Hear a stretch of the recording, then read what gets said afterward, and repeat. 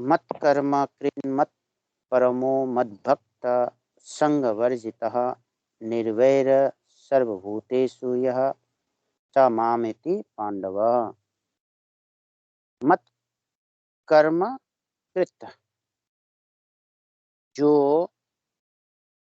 जप, कीर्तन, ध्यान, सत्संग, स्वाध्याय, माने स्वाध्याय कहते हैं जो पाठ करना, पढ़ना, ग्रंथों का अध्ययन करना, भगवत संबंधी कर्मों का और वर्ण आश्रम देश काल परिस्थिति आदि के अनुसार प्राप्त लौकिक कर्मों को केवल मेरे लिए ही अर्थात भगवान की प्रसन्नता के लिए ही करना, उसको कहते हैं मत कर्म कृत।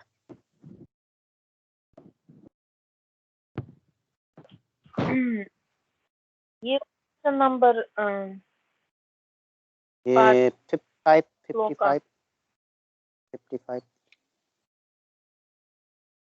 65। 55 मत कर्म कृन् मत परमो मद भक्त संगवर्जितः निर्वैरः सर्वभूतेषु यः स मामेति पांडवः। 11 глава, 65 стих, где Такутри говорит, что мат карма крин мат парма парамо. То есть вся деятельность, которую выполняют, когда человек выполняет ее ради меня, то есть вот эта деятельность будет называться दуховной. तो वास्तव में जो कर्म के जो कर्म है उसका जो परमार्थिक और लौकिक, ये दो उसका रूप है, बाहरी रूप दो है, पर भीतर में सब कर्म केवल भगवान के लिए ही करना है, ऐसा एक ही भाव रहता है, एक ही उद्देश्य रहता है, तो इसको कहते हैं मत कर्म कृत। То есть в материальном мире деятельность разделяется на две формы, духовная и материальная. Но для преданных все должно быть духовным. И даже если он делает внешние какие-то материальные дела, то это должно быть соединено с Богом. Делается ради Бога, и тогда оно будет называться мат карма крит. Вот. तो यहाँ पर इसका भाव ये है, तो कर्म दो प्रकार का होता है, एक बाह्य रूप यानी कि एक पारमार्थिक होता है और एक लौकिक होता है। ये दो बाहर के क्रिया है। जो कर्म है, कर्म करते समय क्या क्या जरूरत पड़ता है, जैसे भक्त, शरीर, भक्त मतलब वैष्णव, शरीर, इंद्रियां, जिसमें मन, बुद्धि आदि कुछ भी द्वारा जो कर्म किया जाता है सब भगवान के लिए ही किया जाता है। जो वैष्णव जन है वो कुछ भी कर्म करता है तो भगवान के लिए करता है। और एक जो लौकिक कर्म जो होता है, जो आम व्यक्ति जो करते हैं, नौकरी करते हैं, बिजनेस करते हैं, कमाते हैं, जो कुछ भी करते हैं अपने बच्चे के लिए, अपने शरीर के लिए करते हैं, तो वो लौकिक कर्म है। और भक्त लोग जो कुछ भी करते हैं वो भगवान की प्रसन्नता के लिए करते हैं, तो ये मत कर्मकृत हो गया।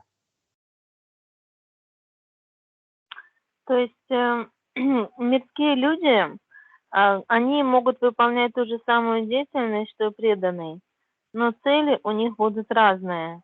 Преданный это делает для Бога, а мирские делают для себя, для детей, для тела, то есть для удовлетворения тела, ума и разума, и органов чувств.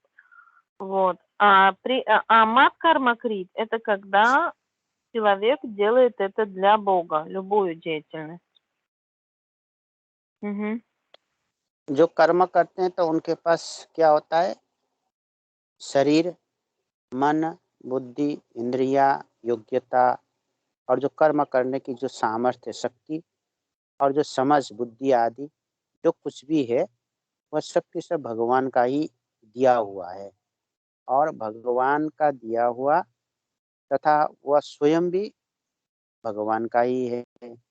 तो वह तो केवल भगवान की प्रसन्नता के लिए, भगवान की उनकी आज्ञा अनुसार, शास्त्र की जो निर्देश है, उस निर्देश के हिसाब से भगवान की दी हुई शक्ति से अपने निमित्त मात्र बनकर जो कार्य करता है, वास्तव में उसी को मत कर्मकृत होना, मतलब इस प्रकार का भाव गीता में वर्णन किया है।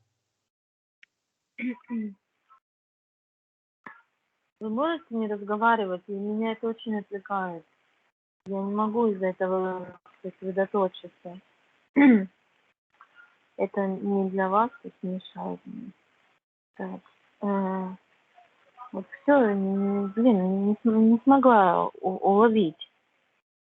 То есть любая деятельность, которая делается для Бога, она будет называться парамарх, духовной. Все, что у нас есть, это тело, органы чувств, ум, разум, это все дано Богом нам. И поэтому мы должны использовать их только для Него. Угу. मद भक्त, मत परम, जो भगवान कह रहे हैं, जो मेरे को ही सर्वोत्कृष्ट समझकर, यानी सबसे परे, सबसे ऊंचे, सर्वशक्तिमान, सब विद्या का भूषण, सब बल के बलवान, सब सुंदरता के सौंदर्य आदि, तो सर्वोपरि समझकर मेरे ही परायण होकर, यानी कि भगवान के ही परायण होकर, और जिसका परम उपास्य, परम ध्येय, परम आश्रय केवल भगवान ही हैं, ऐसा जो भक्त है, उसको मत परमा करके भगवान बोल रहे हैं। मत परमा, Мат Парама – это тот преданный, который делает все для Бога. Для него все, что не существует, то есть самое высшее, самое лучшее, все, что есть, оно связано с Богом.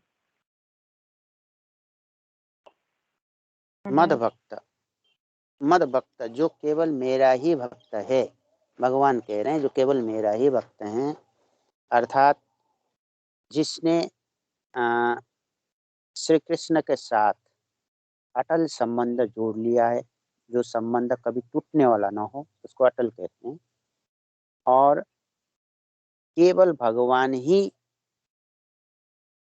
उसके लिए सब कुछ है, केवल भगवान ही मेरे हैं, ऐसे भाव जिसका हो, तथा वो अन्य किसी को भी नहीं जानता हो, अर्थात अन्य कोई भी मेरा नहीं है, ऐसा होने से भगवान में अतिशय प्रेम हो जाता है। क्योंकि जो अपना होता है वह स्वतः प्रिय लगता है, प्यारे लगता है।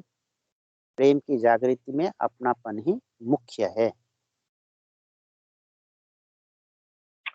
На языке премы апна, то есть близости, да, мой, моя, это самое главное слово. И тот, кто установил нерушимые взаимоотношения с Богом, он считается мат-парам. Парам значит самый высший для меня, говорит Шри Кришна в этом стихе. И наши отношения нерушимы. Мои отношения с таким преданным. Потому что я для него все, и все остальные для него чужие. То есть он их не назовет своими. Только Бог для него, только Кришна для него это свой, самый близкий, самое близкое существо. Все остальные чужие ему. Угу. मद भक्त जो भक्त हैं वो कैसा होता है?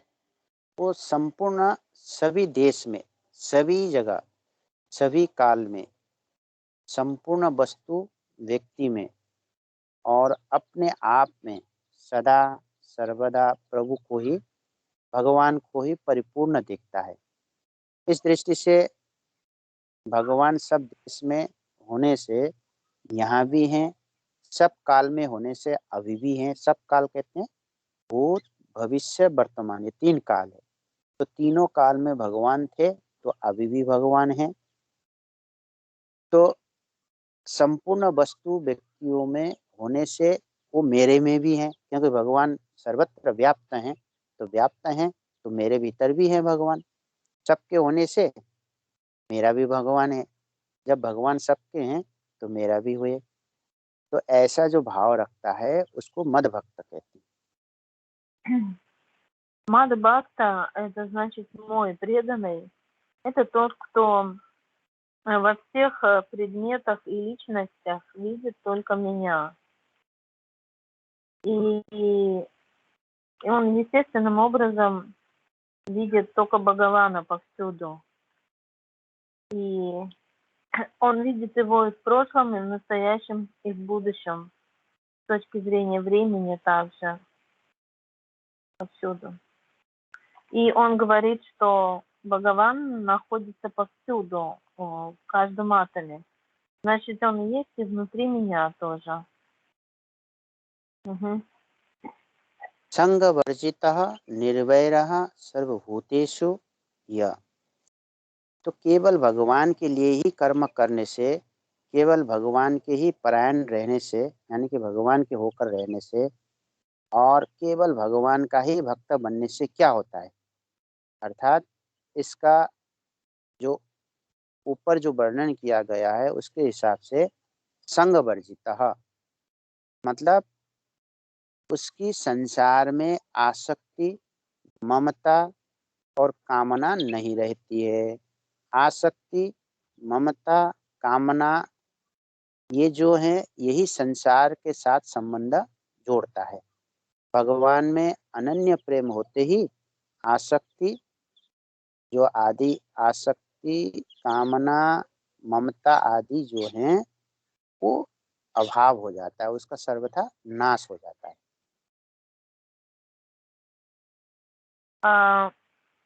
У каждого живого существа есть асакти, мамата и камана. Это привязанность. Асакти, мамата значит чувство, что мое, я мое. И камана — это желание. И у преданного они навсегда, эти 3 вещи, уходят, уничтожаются по отношению к сансаре. У него остается только привязанность к Богу, чувство мой и мое только по отношению к Богу, и все желания только по отношению к Нему. Все остальное, у него все это сгорает, уходит по отношению к сансаре. जब भक्त को मैं भगवान का ही अंश हूँ, इस वास्तविक अनुभव हो जाता है कि मैं भगवान का ही अंश हूँ, तब उसका भगवान में प्रेम जागृत हो जाता है। प्रेम जागृत होने पर राग, जो राग द्वेष आदि हैं, राग का अत्यंत अभाव हो जाता है।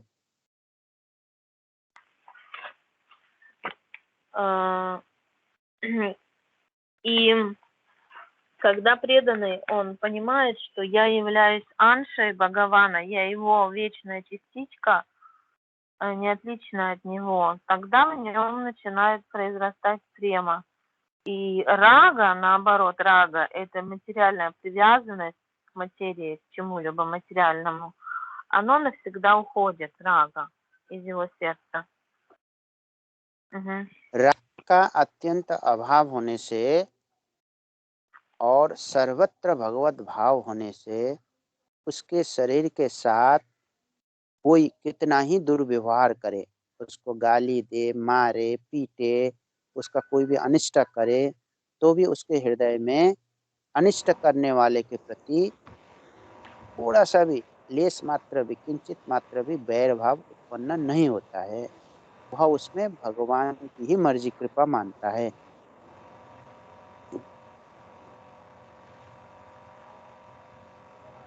Легко в сердце произрастает бхава, что Бхагаван находится повсюду.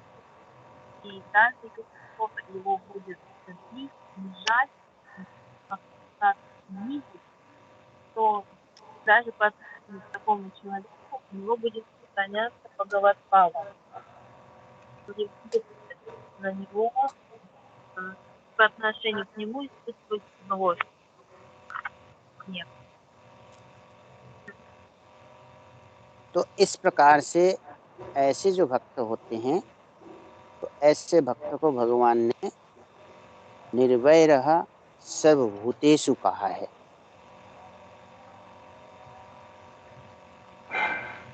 По отношению к тому такому преданному, который выше пустительный, Бхагаван говорит, что он нирвей, то есть он бесстрашный. У него нет страха, он нирвей और कौन सा महाराज है? निर्वैर सर्वभूतेषु, यानी कि उसका इस संसार में कोई भी बैरी नहीं है, शत्रु नहीं है, और वो किसी को भी बैरी नहीं मानता है, वो सबका हितैषी हो जाता है, किसी का भी वो अनिष्ट नहीं चाहता है। तो есть не нирбей, а нирвейр. Нирвейр это означает бесстрашный.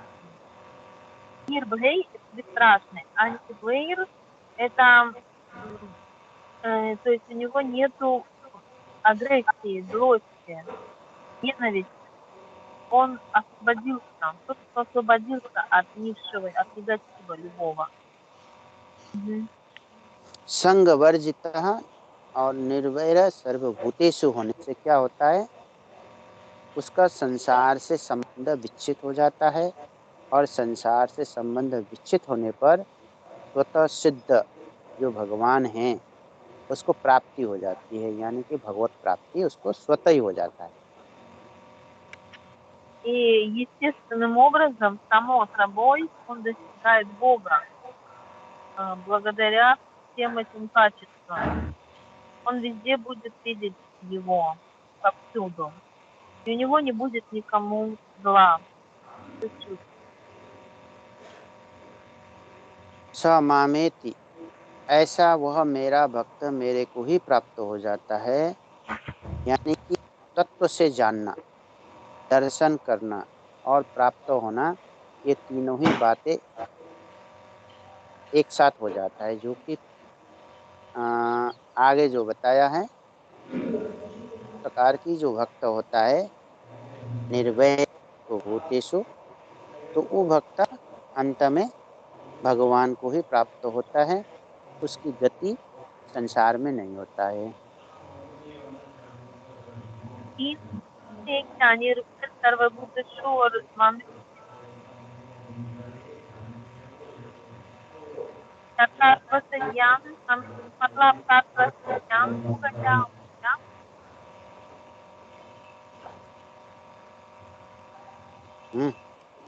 तुम्हारा आवाज नहीं आ रहा।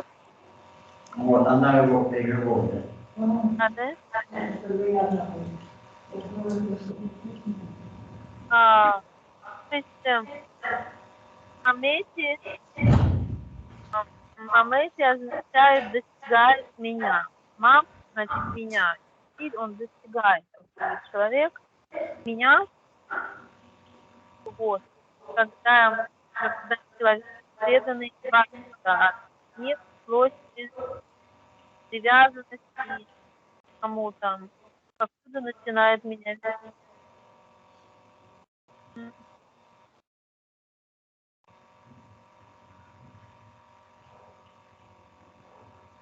राधे राधे। तो यहाँ पर ये 10वां 11वां अध्याय का ये अंतिम श्लोक है, ये जो हम लोग कह रहे हैं। तो इसी बात को आगे भगवान ने 9वें अध्याय में अंत में कहा था, मन मन भव मद्भक्तो मध्याति माम नमस्कुरु ममे वैश्यसि व मानम परायण। इसका अर्थ ये है कि भगवान ने जो अनन्य होकर, जो भक्त भगवान के शरणागत होकर जो केवल भगवान को ही पूजन करता है, तो वैसे भक्त को सदा प्रमुख भगवान प्यारे होते हैं। भगवान उसको बहुत प्यार करते हैं क्योंकि वो केवल भगवान को ही चाहता है, संसार नहीं चाहता है।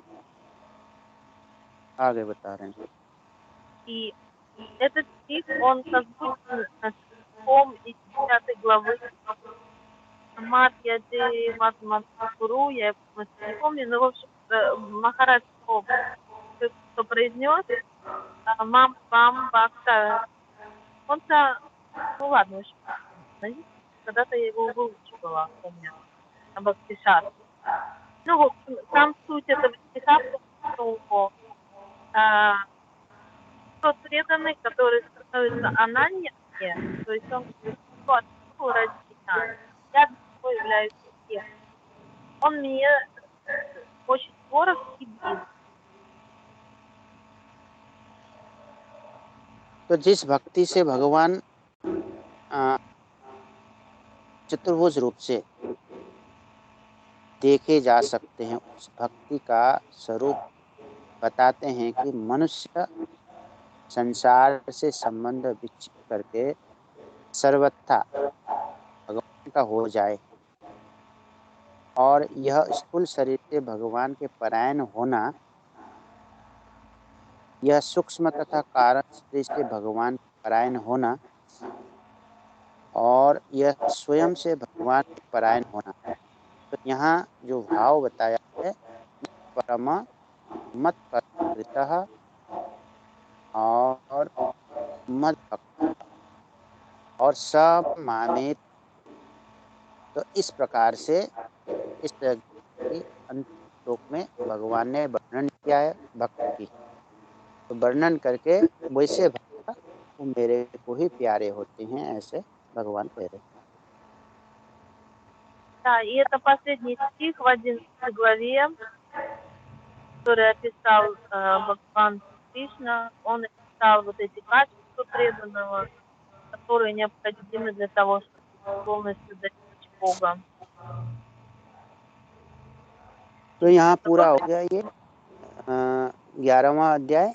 ओम तत्सती श्री भगवद गीता उपनिषत्सु ब्रह्म विद्याये योग शास्त्र श्री कृष्णार्जुन संवादे विश्व रूप दर्शन योगो नामैका सोध्याय। ऐसे ओम तत् सत इन नाम के उच्चार पूर्व ब्रह्म विद्या और योग में श्री भगवद गीता उपनिषद रूप श्री कृष्ण अर्जुन संवाद में विश्व योग का 11वां अध्याय पूर्ण हुआ। И то есть и здесь говорится, что на это слова, в которой описывалось, как Арджуна получал даршан Вишварупы, божественной формы Кришны.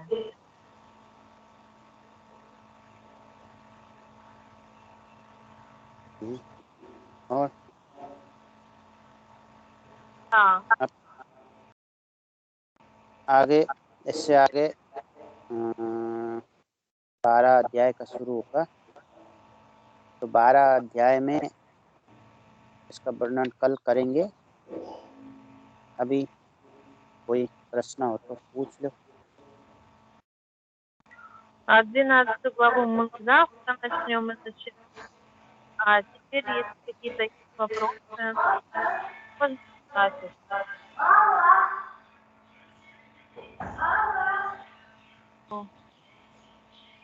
कोई प्रश्न किया या नहीं?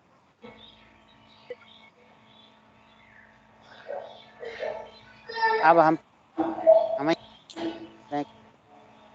11 Gracias.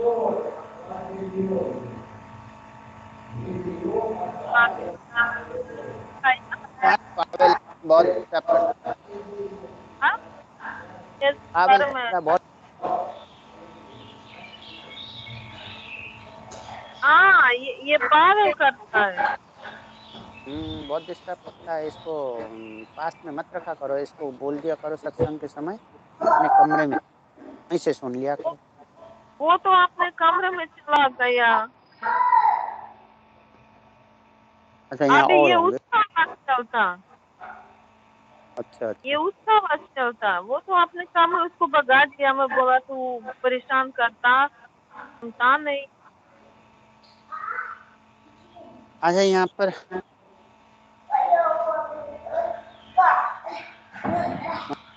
तो मन या Kamu suka включить? Я его вообще как-то ну, задолбала. Вы-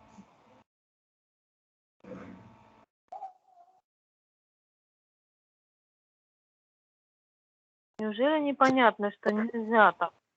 सुधानिधि को क्या सीखने को मिला 11वें अध्याय में, क्या समझ में आया? Суданитхи, что вы поняли в 11, изучая 11 главу?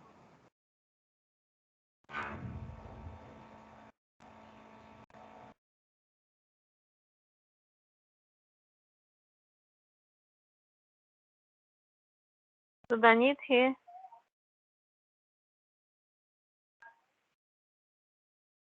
तुम बता, तुम्हें क्या समझ में आया? मेरे को हाँ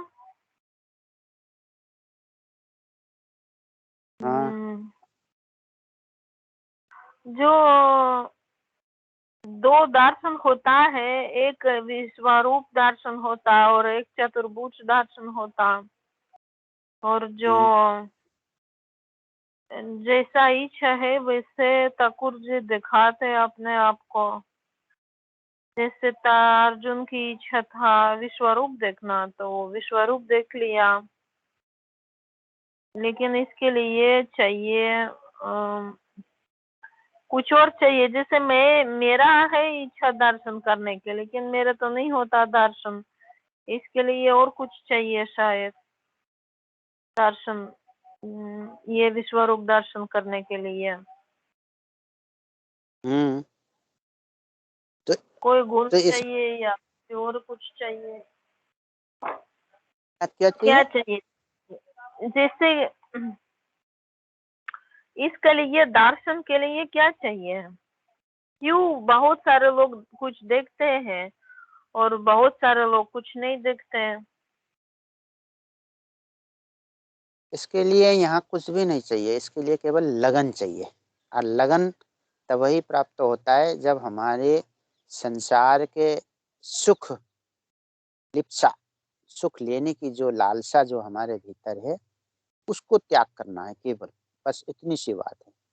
संसार में जो सुख लेने की लालसा, अब सुख में सब आ जाता है, मान सम्मान, धन संपत्ति, इनका लालच होना, परिवार में मोह होना, किसी व्यक्ति विशेष में मोह होना, राग होना, मतलब ये सब आ जाता है। तो संसार के सुख की जो लालसा है, लिप्सा, उसको लिप्सा कहते हैं, माने सुख लेने की जो इच्छा है, उस इच्छा को त्याग कर देने से उसकी मन शुद्ध हो जाता है, अपने आप पवित्र हो जाता है। और पवित्र मन में त्याग वैराग अपने आप जागृत हो जाता है। और जहाँ त्याग वैराग्य हो, जहाँ पवित्रता आ गया, तो वहाँ भगवान सत्य है। सत्य वस्तु को सत्य से पकड़ आ जाता है, क्योंकि वहाँ असत्य उसके हृदय से निकल जाता है। असत्य भीतर है ही नहीं, असत्य का गुलाम है नहीं है। अभी यहाँ जो है असत्य का गुलाम स्वीकार कर लिए हम लोगों ने। संसार के सुख सुविधा, संसार का मान सम्मान, इसमें हमारे रुचि होने से हम असत्य का गुलाम हो गए। तो असत्य का गुलाम अर्थात हमारा राजा सत्य होना चाहिए, हमारे राजा असत्य हो गया। तो असत्य का गुलाम होने से अब हमको केवल संसार ही संसार दिखता है, जो प्रत्यक्ष यहाँ दिख रहा है आँख से, यही दिखता है, इससे आगे की वस्तु नहीं दिखता है। तो तो आगे की वस्तु देखने के लिए हमें इस संसार की जो नाशवान है, ये संसार नाशवान है।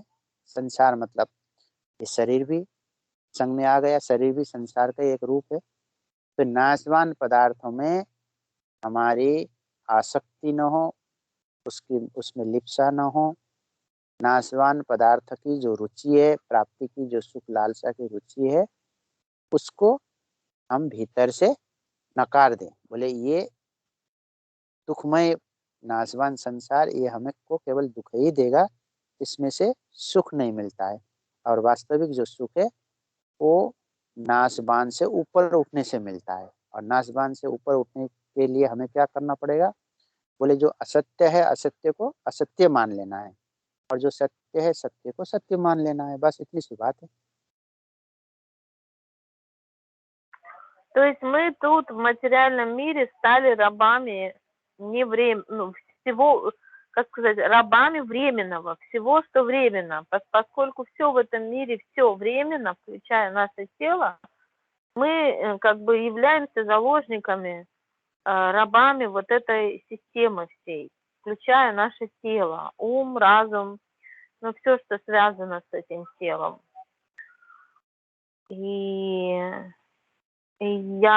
Махарадж спросил, что я поняла из изучения 11 главы. То, что можно получить даршан внешней рупы и внутренней духовной рупы Бога. Ну и я спросила, как бы он дал даршан Арджуне, потому что Арджуна был с ним и так рядом, и у него как бы было какие-то заслуги, поэтому он спокойно получил этот даршан. А мне-то что делать? Нам как быть? Поскольку я не вижу никого. Многие люди видят. Я слышала, многие преданные что-то видят. Вот. И что нужно для того, чтобы видеть, начать это все? Как слепые котята, уже надоело быть в таком состоянии. Махарадж говорит, что нужно принять вечное и отвергнуть все невечное в своем сердце.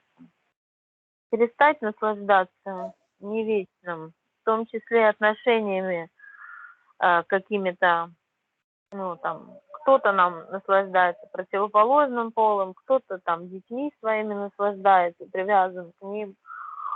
То есть перестать этим всем наслаждаться, едой, комфортом, вот, и хотеть только духовного, вечного. И тогда можно получить даршан. Не знаю, как перестать наслаждаться, как жрать, что ли, перестать спать, перестать есть.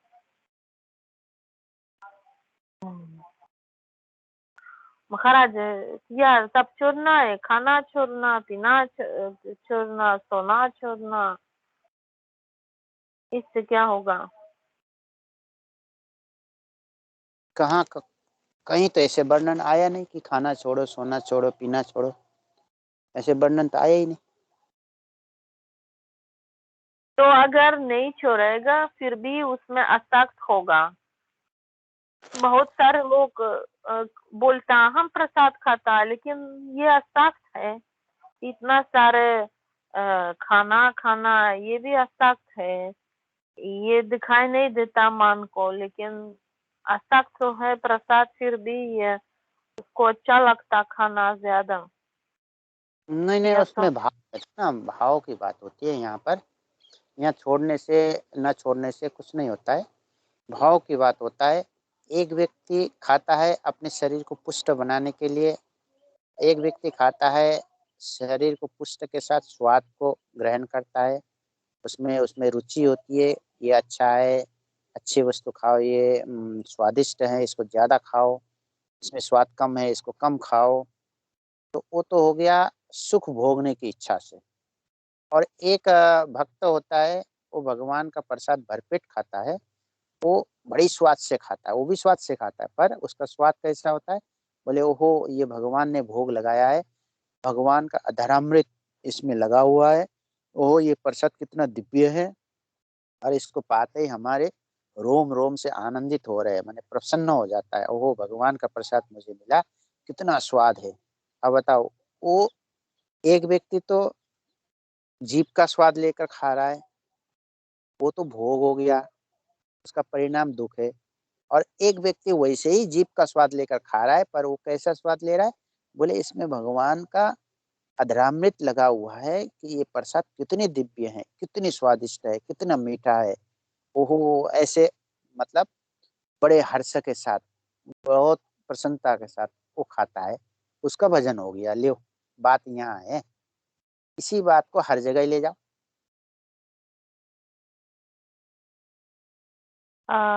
Какая-то личность, например, будет есть и просто наслаждаться вкусом этой еды. А какая-то личность, у которой есть бава, она будет считать, что эту еду коснулись губы, рот Бога, и то есть это адарамрита, это то, что изошло из его рта, и как это прекрасно. И то есть бавы будут разные. Один просто хочет наслаждаться материальным вкусом материи, а второй наслаждается уже вот этой бавой, пониманием того, что это принял эту пищу Бог. И, соответственно, бавы будут разные. Мгм. तो भाव की प्रधानता है। अब एक व्यक्ति इस शरीर को मानता है मैं हूँ,